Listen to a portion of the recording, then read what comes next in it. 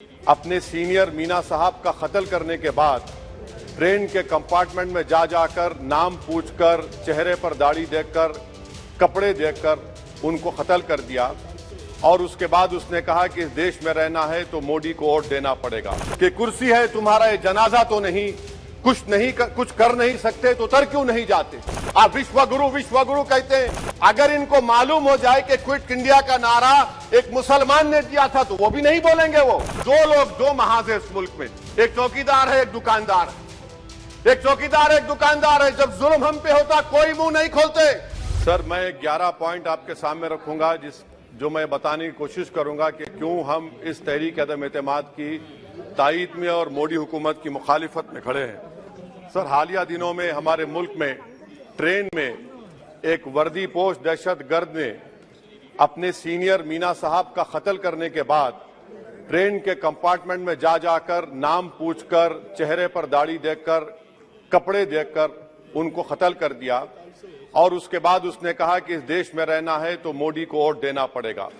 मैं हुकूमत से जानना चाहूंगा कि क्या ये अक्सरियती तबके की एक्सट्रीमिज्म और रेडिकलाइजेशन की बेहतरीन मिसाल नहीं है, और अगर है तो फिर हुकूमत इस पर क्या करेगी। सर, हमारे आइन में, संविधान में लिबर्टी ऑफ कॉन्शियस को लिखा गया तमहीद में, यानी जमीर की आजादी का जिक्र किया गया है। मैं हुकूमत से और खास तौर से वजीर आजम से जानना चाहता हूं कि कहां गया इस हुकूमत का जमीर, कॉन्शियस जिसको अंग्रेजी में कहते हैं। जब नूह में 750 इमारतों को बगैर ड्यू प्रोसेस फॉलो किए उनके इमारतों को मुनद्दम कर दिया गया, और इसलिए कि वो मुसलमान थे, पूरे के पूरे इलीगल थे। इसीलिए पंजाब की हाईकोर्ट और हरियाणा की हाईकोर्ट ने कहा कि ये एथनिक क्लेंसिंग है। इसकी एक बेहतरीन मिसाल है उस हुकूमत की। तीसरी है कि इस मुल्क में एक नफरत का माहौल, बल्कि आतिश को पैदा कर दिया गया, मुसलमानों के खिलाफ नफरत का माहौल। ये इनका 9 साल का इनका ये कारनामा है। तीसरा सर, मणिपुर के ताल्लुक से कल बड़ा लंबा जवाब वजीर दाखिला ने दिया। सर, आसाम राइफल के ऊपर केस बुक हो जाता है, FIR हो जाता है। क्या हो रहा है वहां पर? कहां गया आपका कॉन्शियस, कहां गया आपका जमीर जब वहां की महिलाओं की अस्मत रेजी की जा रही है? और आप मुख्यमंत्री को नहीं हटाना चाहते इसलिए क्योंकि वो कोऑपरेट कर रहा है। सर, मैं हरियाणा और मणिपुर के वजीर आला के लिए किसी शायर ने अच्छा कहा था कि कुर्सी है तुम्हारा ये जनाजा तो नहीं, कुछ कर नहीं सकते तो उतर क्यों नहीं जाते। आखिर कहां गया? उन ताबूतों में खो गया कि आपका कॉन्शियस, आपका जमीर, जहां पर 50,000 लोग बेघर हो गए, यानी 6 लाख हथियारों को लूटा जा रहा है। आखिर कौन सा आप इंचार्ज वहां पर है? सर, 14 पॉइंट हिजाब को एक मसला बना दिया गया और मुस्लिम बच्चों को तालीम से महरूम कर दिया गया। क्या ये आपका लिबर्टी ऑफ कॉन्शियस है? कहां गया आपका जमीर? सर, अभी आपने फाइनेंस मिनिस्टर साहबा ने कहा, यहां पर DMK के मोहतरमा कनीमोजी ने महाभारत के द्रौपदी का जिक्र किया। मैं ये पूछना चाहता हूं, बिल्किस बानो इस देश की बेटी है या नहीं? जिस बिल्किस बानो को 11 लोगों ने रेप किया, प्रेग्नेंट थी, उसकी मां का रेप किया, उसकी बेटी को कत्ल कर दिया, उसकी मां का कत्ल कर दिया, आपने कातिलों को रिहा कर दिया। ये आपका कॉन्शियस है? ये आपका कॉन्शियस है? आप तो मेजोरिटेरियन पॉलिटिक्स को फरोग दे रहे हैं। सर, आज चाइना के ऊपर कोई नहीं बोलते हैं। प्रधानमंत्री मोदी ने उस वक्त 2013 में जब प्रधानमंत्री नहीं थे कहा था कि समस्या बॉर्डर पर नहीं, दिल्ली में है। अगर हम अपनी जमीन पर हैं तो डिसएंगेजमेंट क्यों कर रहे हैं? क्या आज चीन हमारी जमीन पर नहीं बैठा है? क्या आज चीन से आप बातचीत कर रहे हैं? आप डिसएंगेजमेंट कर दिए। बताइए डीएस्केलेशन, डी-इंडक्शन कब होगा? मैं आपके जरिए इस हुकूमत को बता रहा हूं कि अगर प्रधानमंत्री ने अहमदाबाद में शी जिनपिंग को बुलाकर झूला झुलाया था, क्या हुआ? क्या नतीजा निकला उसका? चेन्नई दिखाया, क्या नतीजा निकला?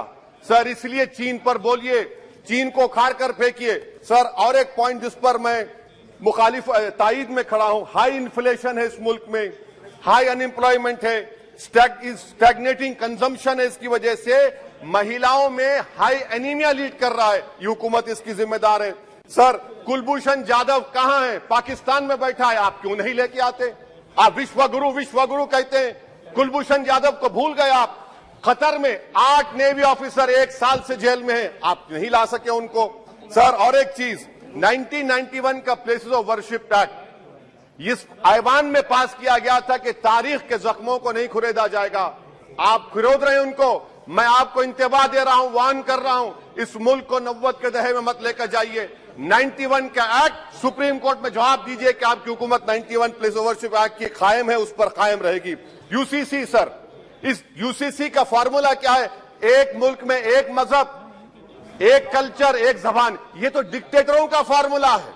भारत एक गुलदस्ता है, भारत एक मोजाइक है। यहाँ पर बेशुमार जबानें, बेशुमार मज़ाहिब बोले जाते हैं और हिंदू अनडिवाइडेड फैमिली में sir I am concluding 8 crore 75 Hindu खानदानों को 3,800 करोड़ डिडक्शन मिला। इसके बारे में आप क्या कहेंगे सर? मैं कंक्लूड करने से पहले आपको बताना चाह रहा हूं कि माइनॉरिटी वेलफेयर का बजट 40% कम कर दिया गया।